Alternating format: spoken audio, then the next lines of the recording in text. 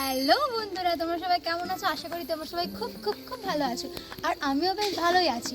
তো তোমাদের আজকে দেখাবো আমাদের বাড়ির মন্দিরটা। চলো তোমাদের দেখাই। আর আমার সাথেই ছিল আমার ভাই বোন, তো তাদেরকে নিয়েই আর কি দেখাচ্ছিলাম। তো চলো। তো আমি তো আমার বাড়িতে গিয়েছিলাম আমার ভাইয়ের জন্মদিন উপলক্ষে।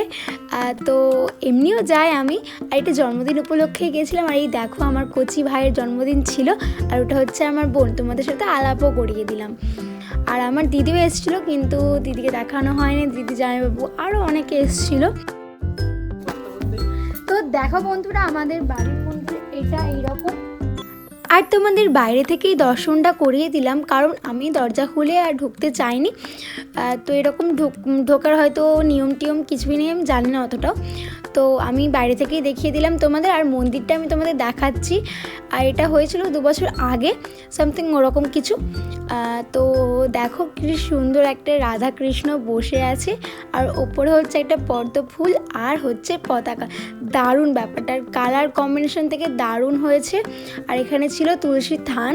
তো ভিডিওটা কেমন লাগলো অবশ্যই কিন্তু জানি। ব্যাপার তোমাদের কেমন লাগলো অবশ্যই জানিও কমেন্ট করে। Bye bye.